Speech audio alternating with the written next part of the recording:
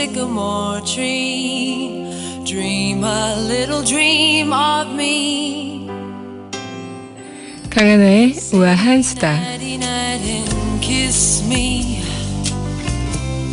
Just hold me tight and tell me you'll miss me while I'm alone and blue as can be. Dream a little dream of me. 강민선의 문화다락방 우아한 수다 월요일 아침입니다. 이번 주도 한 주 상쾌하게 시작합니다. 여러분 주말 잘들 보내셨나요? 네, 오늘 아침 안개 낀 하루가 좀 된 것 같아요. 지금 밖에도 구름이 굉장히 흐리고 또 날씨가 안개가 자욱한 날씨인데 여러분들도 안개 낀 날씨가 지금 곳곳에 도사리고 있다고 말씀을 하시네요. 참 저는 오늘 안개 낀 날씨를 이제 거니면서 특히 제가 나올 때 그 새벽 시간은 정말 한 치 앞도 볼 수 없을 정도로 굉장히 자욱했어요. 그래서 정말 뭐 차가 바로 앞에 있는데도 다들 서로 조심조심 가더라고요. 그래서 안개 낀 하루를 보면서 저는 문득 그런 생각을 했죠. 참 우리 앞날도 한 치 앞을 못 보는데 우리 앞날과 비슷한 게 안개 같다라는 생각을 했습니다.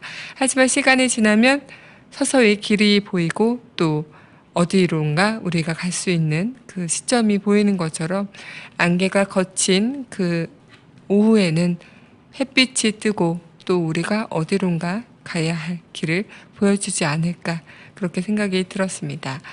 오늘 여러분들과 그래서 이 안개에 대해서 이야기를 좀 나눠볼까 싶은데 어쨌든 여러분들하고도 안개에 대한 이야기를 나누면 곳곳에서 여러분들이 안개가 어떤 이미지를 떠오르는지 또 안개를 생각하면 어떤 그 상징적인 것들이 떠오르시는지 이런 얘기들을 함께 해주시면 좋을 것 같아요. 지난 주말 여러분들 어떻게 보내셨어요? 주말 동안 어제 일요일은 뭐 밤에도 비가 많이 내리더라고요. 그래서 서울에는 내렸는지 모르겠는데 경기도에는 비가 한 차례 또 막 쏟아지다가 다시 그쳤다가 또 쏟아지다가 그쳤다가 이걸 반복을 몇 차례 하면서 계속 이제 뭔가 아직은 장마가 끝나지 않았다 이것을 보여주려고 날씨가 약간 발악을 하는 게 아닐까. 그래서 어쨌든 그 비 오는 빗소리를 오랜만에 다시 듣기도 했는데 굉장히 좀 날씨 때문에 사람의 그 감정이 이리저리 움직이는 경우들이 참 많은 것 같아요. 그래서 어떻게 보면 이 날씨 때문에 우리가 또 이렇게 어떤 이야기를 나눠볼지 또 그리고 어떤 생각들을 해볼지 또 이 날씨에 대한 그런 이야기를 나누다 보면 사람이라는 게 추억이 좀 그 날씨에 대해서 이렇게 여러 가지의 파생적인 추억들이 생겨나지 않을까라는 생각을 또 한번 해보기도 했습니다. 그러면 오늘 이야기 이어가기 전에 노래 하나 더 듣고 오도록 할게요. 네, 노래는요. 원모어 찬스의 널 생각해 듣고 오겠습니다. 네, 원모어 찬스의 널 생각해 듣고 왔습니다. 지금 우리 서로 안개에 대한 이야기 나누고 있는데 다들 주말에 어떤 음식을 먹었나 이런 서바이벌을 하신 것 같아요.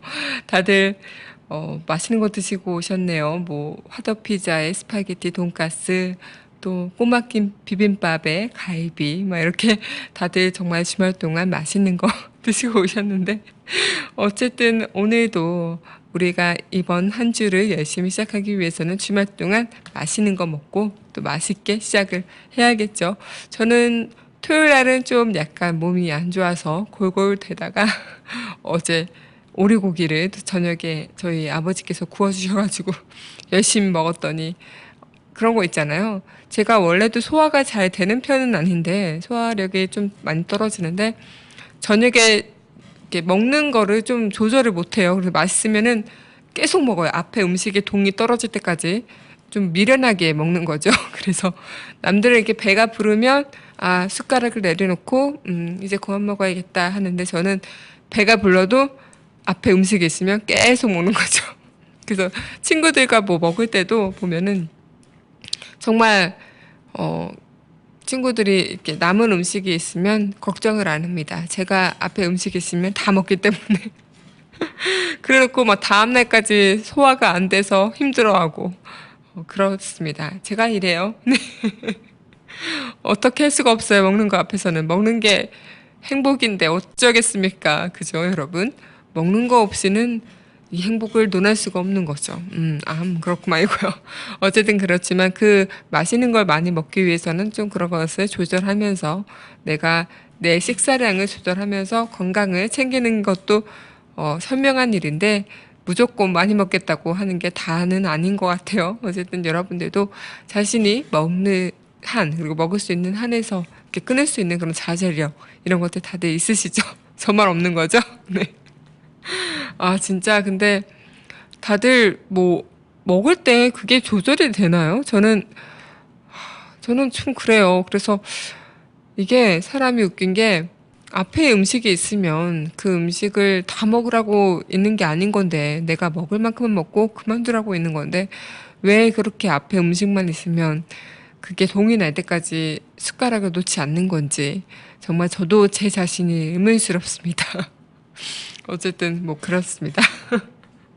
굉장히 그렇게 먹고 나서 항상 이렇게 속이 소화가 안 되면 후회하고 막 그러면서 또 나중에 또 그렇게 먹고 그런 게 반복인 것 같은데 어쨌든 인간이라면 절제력을 배워야겠죠. 네, 갑자기 안개 얘기하다가 먹는 얘기로 나와서 이 절제력까지 나가는 문화다락방 어디로 통통 튈지 모르는 네 그렇습니다.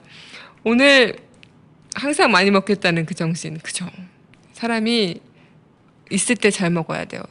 제가 뭐 수습 때 이렇게 밥을 챙겨 먹을 시간이 없으니까 먹을 수 있을 때 좀 많이 이렇게 먹게 되는 그 습관이 그대로 남아 있었던 건지 그전에도 그랬던 거 보면 뭐 그것 때문은 아닌 것 같은데 좀 그때도 그랬던 것 같아요. 그래서 무슨 다람쥐 곰도 아니고 겨울잠 자려고 비축하는 것도 아닌데 엄청 먹는 거에 대해서 좀 욕심이 있었던 것 같아요. 지금도 뭐 식탐은 여전히 있는 것 같은데 사람이란 게 욕심이 너무 과하면 배가 터지고 또 힘들죠. 그리고 또 그 느낌은 되게 싫거든요. 배가 엄청 불러서 뭔가 움직이기 싫은 느낌? 그런 거는 되게 싫은데 음식 앞에서는 한없이 작아지는 제 모습을 보면서 어쩔 수 없는 영락 없는 식탐쟁이 강민선이구나 라는 생각을 가끔 하기도 합니다. 네. 오늘 안개 이야기 하고 있는데 여러분들은 근데 안개 하면은 어떤 그 이미지가 떠오르시나요? 자욱한 그런 흰 안개, 그 안에 나 혼자 뭔가 갇혀있는 느낌, 답답함 이런 것도 떠오르실 수도 있고 아니면 뭔가 나 혼자만의 그 세상을 방어해 줄 수 있는 공간 이렇게 떠오를 수도 있고 서로 볼 수 없고 보지 않으려는 그 각막한 세상을 떠오를 수도 있는 것 같아요. 그 안개 기영도에도 안개라는 그 시에서는 이 구절에서 시작이 되죠. 아침 저녁으로 색강의 자욱이 안개가 낀다. 이렇게 시작이 들어서 거대한 안개의 강을 거쳐야 한다. 앞서간 일행들이 천천히 지어들 때까지 쓸쓸한 가축들처럼 그들은 그 긴 방주기 위에 서 있어야 한다. 이런 구절로 계속 이어지는데 굉장히 안개 하면은 우리가 어떻게 보면은 뭐 안개 속성이라고 생각하면 흔히 뭐 짙은 안개 속 그런 안개 속에 나 혼자 갇혀서 아무도 보지 않고 뭔가 나 말고는 다른 누군가도 볼 수 없는 그런 세상 그런 세상이라고 생각이 될 수도 있고 어떻게 보면 이게 나 밖의 세상은 전혀 관심이 없고 볼 수 없는 이런 점점 우리의 사회가 개인주의적으로 변해가는 이런 모습을 좀 보여줬던 게 아닐까 생각이 들어요. 그래서 어떻게 보면 인간은 정말 나이가 들고 한없이 시간이 흐르면서 세월이 변하면 점점 고독해지는 인간들이 참 많죠. 그래서 혼자 독신으로 살다가 돌아가신 뭐 할머니 할아버지 분들을 한 달이 지나도록 돌아가신지도 모른 채 그렇게 살아가는 이웃들 그리고 내 주변에서 굉장히 도와달라고 나 힘들다고 외치지만 무관심한 사람들 제가 요즘에 드라마 너의 목소리가 들려를 정말 열심히 꾸준히 보고 있는데 거기서 그 법정 가는 그런 싸움들을 이제 보여주잖아요. 거기서 어떤 아내가 남편으로부터 폭행에 시달리다가 남편을 죽이게 되는 사건을 이제 드라마상에서 보여줬었어요. 근데 그 남편을 죽이는 것을 이제 변호사 입장에서는 정당방위였다. 남편의 소원 자체가 폭력이었기 때문에 그 폭력에 시달리던 펀치 증후군이라고 한다고 해요. 하도 이렇게 맞는 거에 이제 그 노이로제가 걸리면 이 자체에 대해서 그 두려움이 있는 거죠. 그런 아내가 남편을 죽이게 되고 그것은 정당 방위일 수밖에 없다. 이런 그 논리를 펼치는 과정에서 변호사가 실험을 합니다. 아파트 단지에서 그 부부가 살고 있는 그 빌라에서 시끄러운 락 음악을 틀어요. 그랬더니 10초가 안 돼서 야 조용해 시끄러워 막 이러면서 경찰 신고한다 막 이런 게 10초도 안 되는 사이에 반응이 막 나옵니다. 그렇지만 그 아내가 폭행을 당하는 그런 소리와 함께 살려주세요 도와주세요 이런 소리가 이제 나오는 테이프를 틀어요. 하지만 그 락음악을 틀었을 때 10초 만에 나오던 반응을 보여줬던 주민들은 그 소리에는 10초가 넘어도 1분이 넘어도 아무도 반응을 하지 않죠. 그리고 심지어 경찰도 오지 않습니다. 뭐 신고조차를 안 한 걸 테니까요. 그 상황을 보여주면서 이렇게 무관심과 서로 이웃 간에 아무 관심 없이 나는 나, 너는 너. 너의 일은 나와는 상관없어. 우리가 흔히 이런 얘기를 듣다 보면 나는 절대 안 그래. 나는 바로 신고해버릴 거야. 이렇게 생각을 할 수 있잖아요. 근데 막상 내가 그 속에 들어가 있다면 그 속에서 그 상황을 듣고 있고 목격하고 있다면 우리는 과연 그렇게 할 수 있을까요? 라는 그 의문이 들기도 했는데 굉장히 이런 서로 간에 고립되고 서로 간에 나는 나, 너는 너라는 그런 단절된 생각들 때문에 점점 우리 사회는 개인화되고 또 우리 사회는 점점 이기적이 되는 게 아닐까. 그게 꼭 우리 사회 문제가 아니라 나조차, 나 자신부터가 그러고 있는 것이 아닐까라는 생각이 좀 문득 들었습니다. 이 시에서도 또 그런 얘기가 있어요. 뭐 안개에 익숙하지 않은 사람들은 처음 얼마 동안 보행의 경계심을 늦추는 법이 없지만 곧 남들처럼 안개 속을 이리저리 뚫고 다닌다. 습관이란 참으로 편리한 것이다. 쉽게 안개와 식구가 되고 그죠? 사람이란 게 어딘가로부터 적응이 되고 어딘가에 습관이 길들여진다면 그것만큼 무서운 게 없다고 합니다. 내가 이 상황에 처음에는 적응이 안 되고 두려움이 있었고 또 이 상황에 있어서 뭔가 적개심이 있었지만 나중에 그 상황에 적응해 버린다면 내 자신을 놓아버리는 순간부터 굉장히 위험을 초래한다고 해요. 그래서 어떻게 보면 우리 모든 것들이 습관이라는 그런 습성이 있죠. 뭐 제가 여러분들과 함께 이 시간에 매일 습관처럼 여기 앉아 있는 것도 습관이라고 볼 수도 있습니다.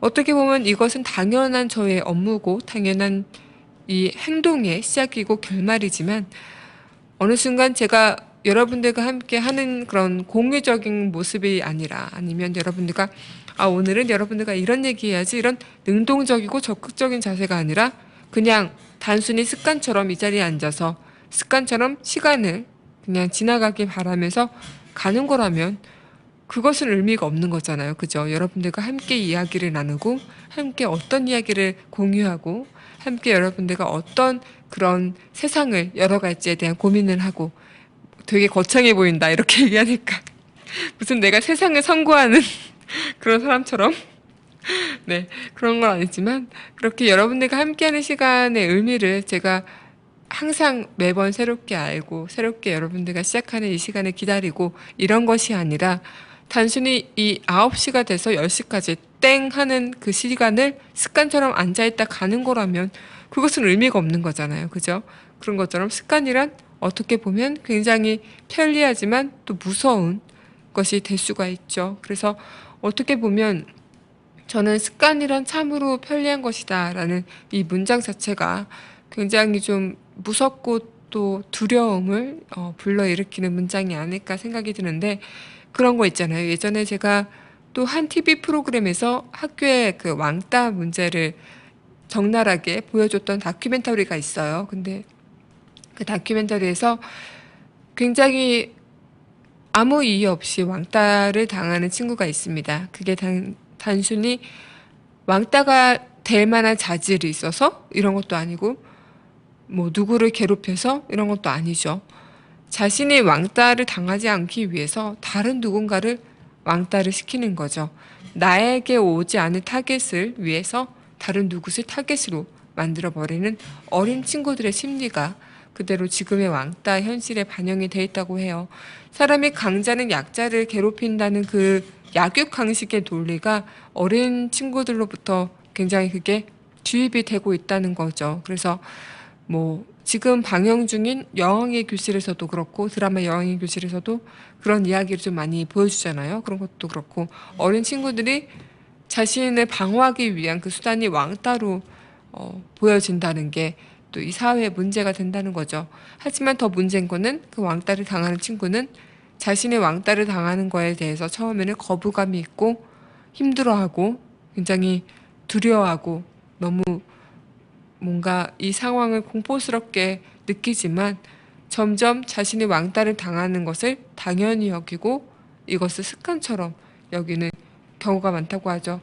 그리고 반대로 왕따를 시키는 친구들조차도 그게 습관이 돼버리고 나중에는 죄책감조차 느끼지 않을 정도로 이렇게 만연화된 그 상황을 보여준 적이 있었는데 이게 어떻게 보면은 이 습관이라는 자체가 우리가 올바른 사고를 할 만한 그런 사고 의식을 무참하게 처참하게 밟아버리고 있는 게 아닐까 생각이 들어요.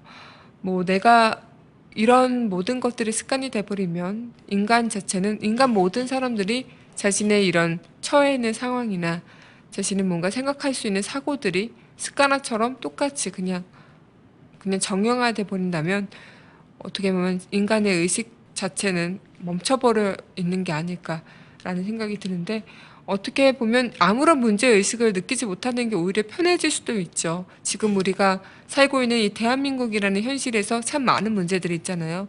제대로 된 국정조사가 안 돼 있고 뭐 정말 서로의 그런 논리 싸움, 이념 싸움 이런 것들이 정말 많고 또 이렇게 문제의식을 제기하면서 올바른 소리를 하는 사람들한테 돌팔매질을 하고 이런 것들이 굉장히 사회적인 현상 속에서 많이 보이는데 모든 인간들이 만약에 이런 문제의식을 인식하지 않고 그냥 당연한 듯이 산다면 어떻게 보면 그게 더 편할 수도 있어요. 하지만 그러지 않기 때문에 사회는 굴러가는 거고 우리 사회는 이 습관이 되는 것이 아니라 좀 더 뭔가 이걸 깨고 앞으로 나아가고 어떤 것이 옳고 그른 건지를 판단하는 사람의 생각이 있기 때문에 사회가 굴러가는 게 아닐까라는 생각이 들어요. 우리 이야기 하나 더 이야기래요. 노래 하나 더 듣고 이야기 이어가도록 할게요.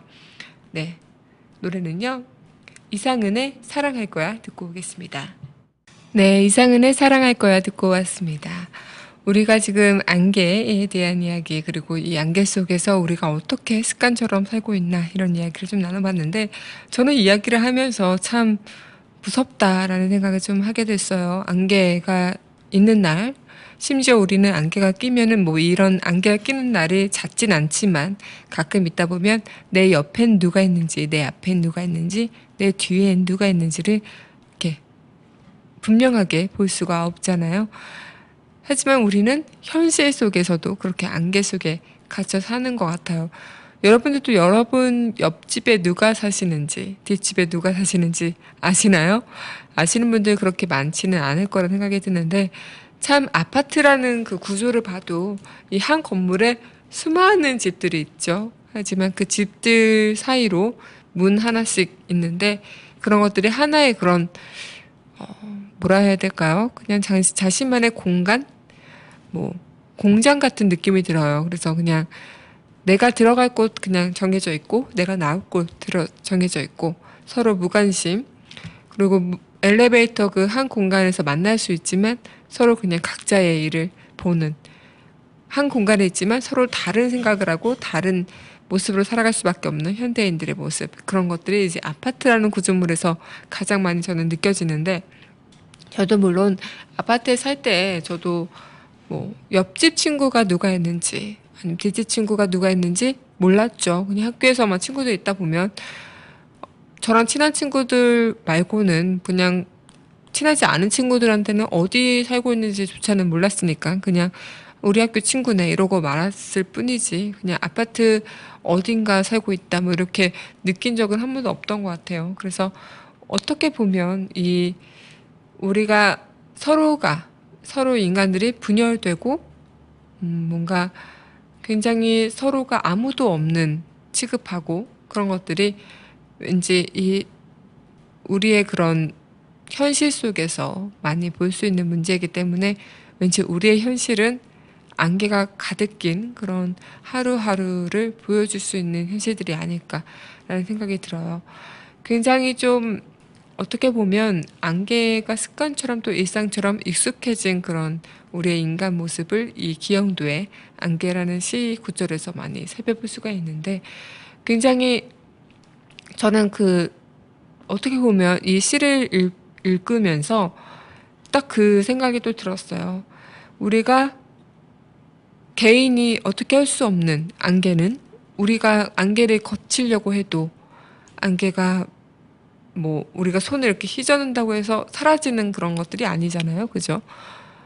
우리가 어떻게 할 수 없는 그 권력의 거대 횡포일 수도 있다라는 생각을 좀 해봤어요. 그래서 굉장히 이런 무관심, 이런 것들이 개인의 역할일 수도 있겠지만 사회조차 개인에 대한 관심 이런 것들이 없기 때문에 그리고 개인이 아무리 뭔가 발굴의 노력을 한다 해도 거대 권력의 그 권력 아래에서는 개인의 힘은 한없이 작아지는 그런 것들이 아닐까. 그래서 안개는 우리가 어떻게 할 수 없는 햇빛이 나오기까지 그냥 인간은 기다릴 수밖에 없는 그런 나약한 인간의 모습을 또 여기서 보여주는 게 아닐까 생각이 들어요. 이 안개 이야기 하면서 또 여러분들과 해보고 싶은 이야기가 있는데 그 노래 듣고 마저 이야기. 사랑하는 아빠, 우리는 낙엽처럼 여행하고 있어요.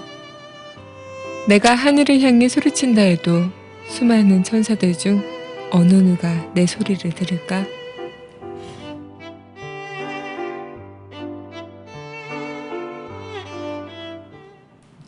네, 방금 제가 읊어드린 이야기는 영화 안개 속의 풍경, 테오 안겔로풀러스 감독의 영화 안개 속의 풍경 중에 한 구절이에요. 이 영화는 여러분들과 함께 이야기를 나눠보고 싶었던 영화 중에도 하나인데 굉장히 좀 영화를 보면 절망적이고 정말 절망 속에 희망이 없다라는 생각을 좀 들게끔 만드는 영화이기도 하죠. 이 영화는 1988년 영화고요. 그래서 굉장히 오래된 영화인데 어떻게 보면 굉장히 서정적이고도 그 말 한마디 한마디에 함축적인 그런 내용들이 많이 담겨 있습니다. 이야기를 대충 줄거리를 얘기 드리자면 10대 여자아이와 남동생 볼라라는 여자아이와 알렉산드 남동생이 아버지를 찾아 독일 어딘가로 계속 헤매는 그런 로드무비라고 볼 수 있어요. 그래서 굉장히 이 영화를 보다 보면 그런 생각을 좀 많이 하죠. 우리가 그 볼라와 알렉산더 두 남매가 기차를 타고 한없이 아버지가 살아있는지도 모르지만 그 삼촌이랑 그 기관장이 하는 말을 듣고 아버지를 찾아 헤맵니다. 하지만 결국은 아버지가 독일에 있지 않다는 걸 알게 되고 수많은 그런 고난과 역경을 겪게 되죠. 그리고 굉장히 이 영화 자체에서도 보면은 뭐 해질녘의 하늘 그리고 하얗게 달뜬 밤하늘 뭐 낙엽이 반쯤 떨어진 가로수길 안개가 자욱이 낀 거리 뭔가 희망적인 않은 그런 모습들 하지만 그 외로운 모습들 고독한 풍경들 속에 두 남매가 서로를 의지하며 걸어가고 있는 그리고 서로를 의지하며 끝없이 희망을 찾아 가는 모습 아무리 그 과정에서 숱한 일을 겪고 정말 인간이라면 겪기에 너무 두려운 일들을 겪는다고 해도 끝없이 희망을 찾아 떠나는 남매들의 모습을 보여줘요. 여기서 굉장히 그 대충 줄거리를 통해서도 알 수 있지만 여기서 그냥 제가 간략하게 이야기를 드리자면 독일에 사는 아버지를 찾아 몰래 기차에 오른 두 남매는 이제 볼라와 그 동생이 알렉산더. 그때 기차 검표원에게 들켜서 다시 내려서 연락해서 온 삼촌에게서는 아빠가 독일에 없고 아빠가 누구인지도 모른다는 그런 정말 절망적인 이야기를 듣죠. 그러면서도 아버지의 얼굴도 모르는 그들은 무작정 아버지를 따라 떠납니다. 이 영화에서 보다 보면 참 이런 장면들이 많아요. 결혼식에서 도망치는 신부, 그리고 트랙터에 끌려 길가에 무참하게 내동이 친 늙은 말. 아무도 보진 않지만 그래도 장소를 구하는 늙은 유랑단. 여행 중에 트럭 기사에게 강간을 당한 볼라. 그리고 그 볼라는 첫사랑을 느낀 한 유랑극단의 청년 오레스테스를 첫사랑인 게 느끼지만 그 청년은 동성애자라는 것을 알고 또 사랑의 시련을 느끼게 되면서 이 두 남매는 정말 숱한 그런 인간으로서는 희망을 찾아볼 수 없는 그런 여정들을 떠나죠. 그리고 또 그 볼라는, 누나 볼라는 몸을 팔아서 차표를 사고 당당하게 기차에 올라서 독일에 가지만 기차로는 국경을 넘어갈 수 없고 그 국경 경계선에서 들리는 총소리, 이런 것들이 어떻게 보면은 이 두 남매가 그런 흐린 장면 위에서 계속 초원 위로 걸어 올라가려는 그런 모습을 볼 수 있어요. 굉장히 이 화면 자체가 거의 안개에 뒤덮인 그런 풍경을 많이 보여주는데 이 영화를 보다 보면 희망이 있을까? 과연 희망은 절망 속에 희망이 있다. 안개가 걷힌 뒤에는 분명 해가 보인다. 이런 얘기가 있는 것처럼 이 희망 속에, 절망 속에 희망의 한 자락이 보일까라는 생각들을 좀 하게 돼요.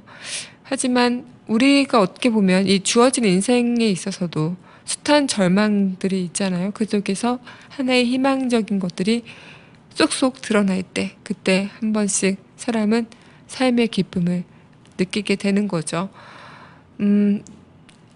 어떻게 보면 이 영화 자체에서도 우리한테 알려주고 싶은 그런 영화. 굉장히 뭔가 내가 뜬금없이 이런 뭐라 해야 되죠?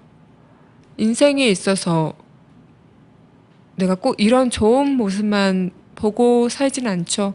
어두운 모습도 보고 또 정말 세상은 극과 극인 거잖아요. 이쪽에서는 결혼식을 막 하고 있는데 저쪽에서는 한 마리의 말이 쓰러져 죽어가고 있어요. 죽음과 한 커플의 탄생을 서로 동시간적으로 보여주고 있고 어떻게 보면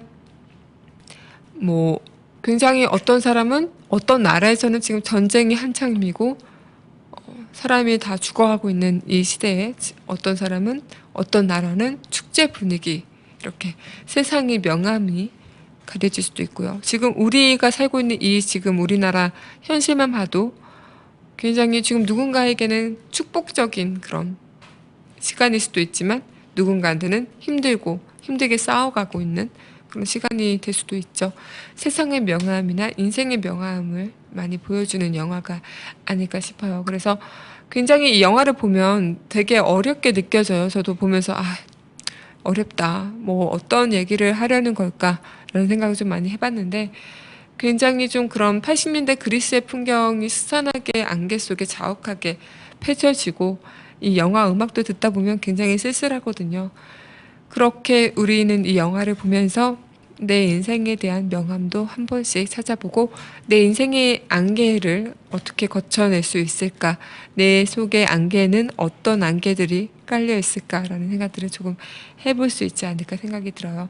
또 이 영화의 감독 앙겔로폴로스 감독은 지난해 2012년에 영화 촬영 중 교통사고, 오토바이 사고로 세상을 떠났다고도 소식이 들려져서 굉장히 이 영화 감독의 작품 안개 속의 풍경의 영화도 한편의 그런 비극적인 그런 모습을 또 많이 담아냈던 것들이 아닐까 생각이 듭니다. 우리가 참 많은 이야기를 지금 나눠봤는데 어쨌든 이런 얘기가 있죠. 영국의 유명가 정치가 에드먼드 버크는 선의 방관은 악을 꽃피운다라고 말했다고 해요. 주위 사람들과 사회 문제로부터 많이 무관심한 채 이 안개 속의 풍경의 두 남매처럼 주변의 사람들의 관심도 못 받고 주변의 사람들의 그 농락에 놀아나고 그렇지만 서로에게 의지한 채 끝없이 희망을 찾아가는 것. 그리고 희망은 결코 어딘가에 있을 거라고 망망대해를 걷는 느낌이겠지만 그 목적지를 향해 꾸준히 걸어가고 있는 것. 어떻게 보면 우리는 지금 서로 개인들을 스펙만을 쌓아가고 내가 잘 돼야 된다. 뭐 아니면 남이 잘 되는 것에는 관심이 없고 배 아파하고 오히려 그런 모습들이 많죠. 어떻게 보면 서로 수많은 불행들 속에 나는 아닐 거야. 나는 저 불행에서는 나는 속해 있지 않아. 예외처럼 뭔가 나는 예외야 이러면서 아등바등 이 삶을 살아가고 있는 이 현대인들의 모습, 이런 모습들이 지금 우리의 모습과 많이 다르지 않을까. 그리고 이 영화 속의 남매들과의 모습도 많이 다르지 않지 않을까 생각이 들어요. 우리는 정말 아무리 시대가 많이 변했다고 해도 끝없이 그 시대를 걸어가는 인간이지라도 굉장히 이 수많은 관심 그리고 무관심 속에 망만대해를 걸어가는 우리의 모습은 얼마나 많이 변해 있지 않았을까. 그리고 우리가 그 사람들로부터 나는 저들과 달라라고 당당하게 이야기할 수 있을까라는 생각을 좀 해봅니다. 노래 하나 더 듣고 우리 또 이야기 이어가도록 할게요. 네.